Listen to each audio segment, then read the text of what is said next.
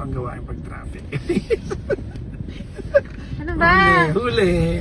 Yan. Ba't ka nakasandal sa akin? Ikaw ang nagano sa akin. Bigla ako binuksan yung camera. Kaya pa pala ako niyakap pa. For the vlogs. Grabe. Umaasa ka ba na may... Ako sabi ko na eh. Sabi ko, ba't bigla yumakap ka sa akin? Ano meron dito? For the vlogs. Ba't naman? Ba't yumakap ka naman? Nagsilbi ng ilaw. Ba't yumakap ka naman? Ayoko sa'yo. Gusto mo rin, no? Mulat ka, nabiyos ako ilaw. Ay! Kinilig siya.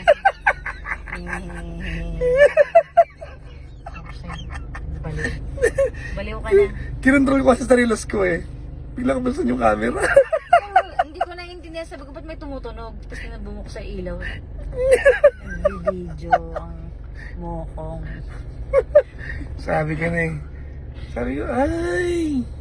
Hey! Ay, Sa mo na nako. traffic. Ilan matapos mong ano? Planuhin ko na yung ngipin ko pag namatay ako. Milalambing-lambing ka. Kukunin ko talaga yan. Kukunin ko talaga. Bilang ganti. Ganti ng api.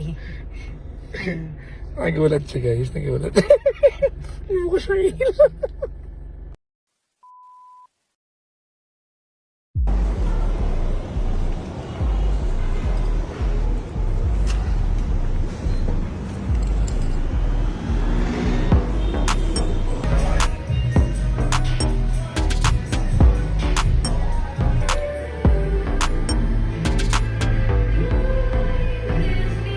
Stretching.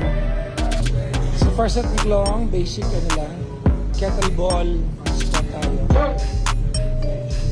15 reps and 4 sets.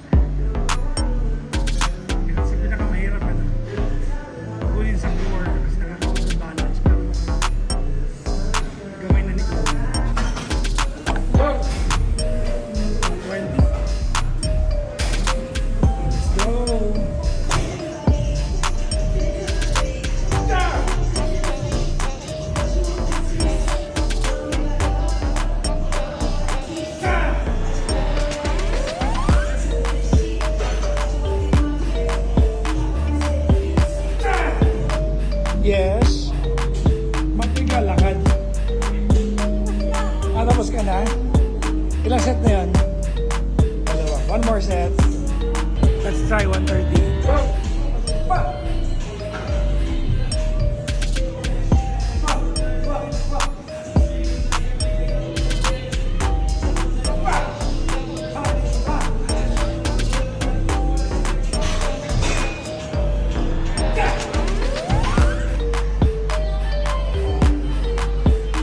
Ayos mo ka. Uy, ayos mo ka. Nice one. Good one. Good balance. There you go. Alright. Nice one. Good posture. RDL guys. Good job.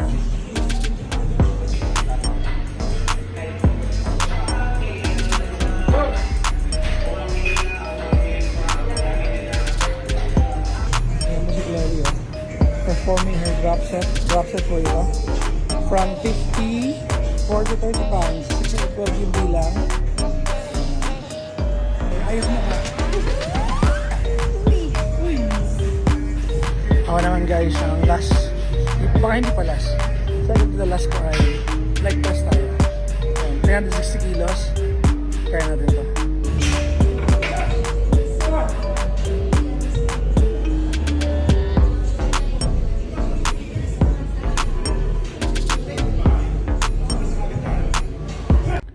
So, tapos na ang aming leg day workout ni Klong Klong. How do you feel? Ano nangyari ba? Sore. So, yun lang. Sa mga ano dyan, naghahanap pa rin ng sign para mag-gym na at mag-workout. Ito na yun. Ito na yung sign nyo. Yun lang. Thanks for watching. And welcome to the live! Last video ko ay napanood nyo yung naglilipat kami ng gamit at nasa lumang bahay pa kami. So, sa mga nagtataka sa inyo, ba't iba na yung background ko? Kasi, bagong room ko na po to. Yan. Mga 2 live na rin, 2 Sundays na rin na dito ako nagla-live. Kaya kung mapapansin nyo, medyo magulo pa rin po ang mga bags ko. Kasi medyo masikip pa, hindi pa namin naaayos ang lahat. Pero, andito na kami ngayon sa bagong house namin. At bagong room. Ayan. So, ayun. Dito na kayan. Ayan po si Isaac. Mag-hi ka muna sa kanila. Sabihin mo, hi, hello. Mag-hi ka muna. Hi ka muna. Ba't ka nahihiya? Nakatingin ka na sa camera. O, sige na, dun ka na nga. O. Yan, ayaw po niya. Ewan ko po ba dyan. Hindi po sa amin tong house na to. Still, apartment pa din to. Pero, naghahanap tayo ng bahay. At hindi ako makapag-decide kung saang lugar tayo. Kasi marami akong kailangan i-consider. Gusto ko sana sa city, ito sa Manila. Kasi para malapit sa lahat at malapit din sa work ko. Pero, mahal pag dito. As in, super mahal. Kaya, naninimbang pa ako. So, naisip ko naman sa malayo. Kasi naisip ko naman, gagastos ako, mura nga, pero magiging useful ba siya? Weekends ko lang uuwian dahil malayo. So, hindi rin siya magiging gamit na gamit. Alam niyo yun? So, ang hirap din talaga. Yan yung mga kinoconsider ko. Yes, sa Mandaluyong pa rin naman kami. So, malapit pa rin naman ako sa lahat at malapit pa rin naman ako sa office. Actually, malapit lang to sa dati namin ding house.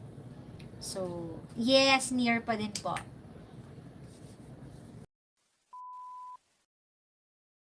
Magandang karanda, Isaac. Hi daw, sabi sa'yo. Hi ka din. Madaldal to kapag kami lang dalawa.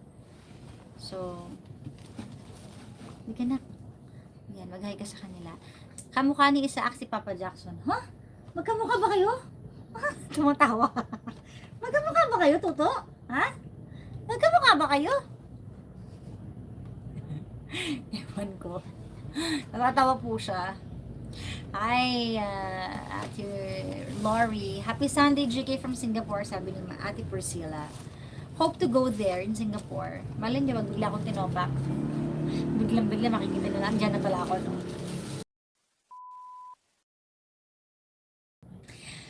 Yung vlog namin ni Papa Jackson sa farm, may vlog po kami, ay i-upload ko po soon. Wait nyo lang ako makapag-edit. Sa dami ko kasing ginagawa the whole day sa bahay. Actually, ang pinagkakabisihan ko ngayon ay para kung homebody ayan, bahay ako nagpakabisi. Kanina ako yung nagluto ng adobo, tsaka ng gulay, tsaka ng adobo rice. So, kakatapos ko yung magluto. So, parang na-enjoy ko yung yung wala muna sa social media. Doon ako nagpapakabisi talaga sa loob ng bahay, nagliligpit ng mga damit, ng gamit, pagwawalis, ganyan, nagugupit. Puro ganun yung mga gawain ko lately. Puro gawaing bahay. Di ba, Isaac, no? Tapos kasama ko si Isaac sa mga pagtulong-tulong. Tsaka naglilinis to, nagwawalis to. Minsan nagugulat na sasabihin niya, bukas na ako maglilinis, bukas na ako magwawalis. Naligpit ko na yan, sabihin niya gano'n. Natupi ko na yan, no? Di ba, no?